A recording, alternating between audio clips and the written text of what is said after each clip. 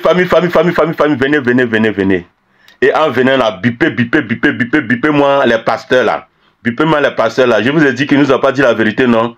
Venez écouter la source de la parole qui dit l'or et l'argent appartiennent à l'éternel Dieu là. La source, la vraie source. Cette révélation là a été donnée mais en échantillon par le prophète Jean-Pierre Zograna. Vous vous rendez compte? Non, bipez-les. Et vous aussi, prenez votre tabouret, asseyez-vous et vous allez écouter la révélation. Je vous ai dit non que Dieu nous a envoyé son prophète, non. Le prophète Jean-Pierre Zograna, le père de la révélation aujourd'hui, le père de la révélation demain, et Caleb à ta famille. Écoutez. Néhémie était les chansons du roi qui était établi à la place de Nebuchadnezzar lors de la fin de la déportation.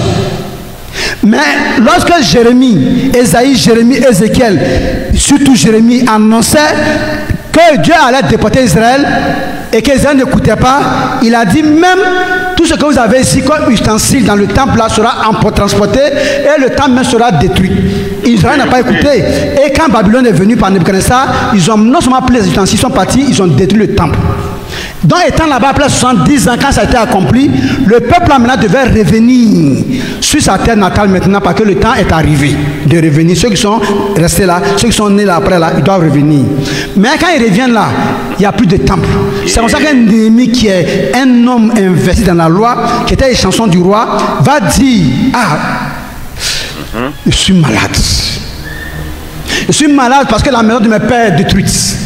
Donc quand Néhémie a commencé à pleurer, c'est avec ces pleurs-là qu'il a entendu le roi l'appeler pour dire, ah, tu es où là? Viens me servir. Donc il est arrivé et il était à la table du roi avec un visage serré. Ça, le roi lui a dit, Néhémie, tu as quoi? Tu n'as jamais ce visage-là. Qu'est-ce qui se passe? Il y a quoi? Qu'est-ce qui ne va pas?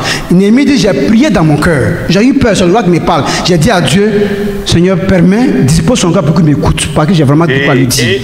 Mon roi, tu veux que je parle? Il dit, Néhémie, vas-y, à quoi? Et la reine est à côté. Elle ne disait rien. Le roi dit, Néhémie, parle. Qu'est-ce qui ne va pas? Il a respiré et dit, mon roi, que Dieu te donne de vivre éternellement.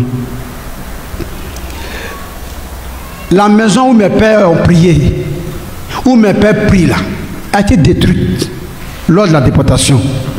Et cette maison, c'est la maison de notre Dieu. Elle n'est plus en vogue, elle n'est plus là. C'est fort.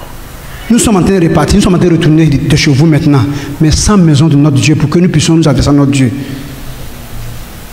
Et c'est ce qui me fait pleurer. Je ne suis pas content, parce que j'aurais une maison pour dormir moi, mais la maison de mon père. Le roi a dit, prophète, tu veux partir?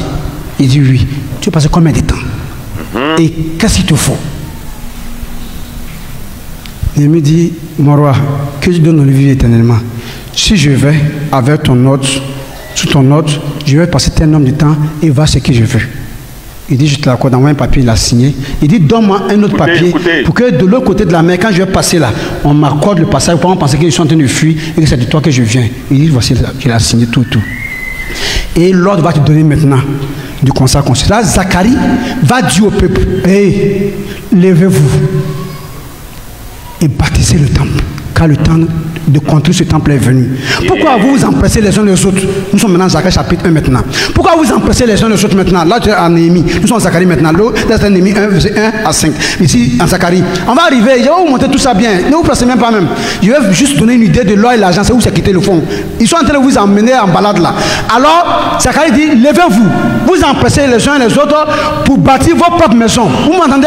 Donc, vous cherchez à dormir dans des maisons lambrisées, des bonnes maisons, tandis que la maison de l'Éternel là est détruite. Allez-y couper du bois et apporter ce bois sur la montagne et construisez son temple. Et moi l'Éternel dit votre Dieu, j'en aurai de la joie et je vous bénirai. Quand c'est cette maison là que je vous donnerai la paix et la gloire de cette seconde maison sera plus grande que la deuxième. Mais n'oubliez pas car c'est à moi qu'appartient l'or et l'argent. N'ayez pas peur, levez-vous. Voilà l'origine de cette phrase là. Voilà l'origine de cette phrase-là.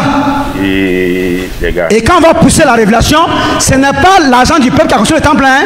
Dieu a saisi le cœur du roi de Babylone, qui était à la peine de connaître là. C'est lui qui a décaissé. Il a donné un ordre que tel moyen soit déployé en faveur d'Israël pour qu'il construise la maison de Dieu. Et il dit à Israël, si ça a été construit, priez pour moi et ma famille.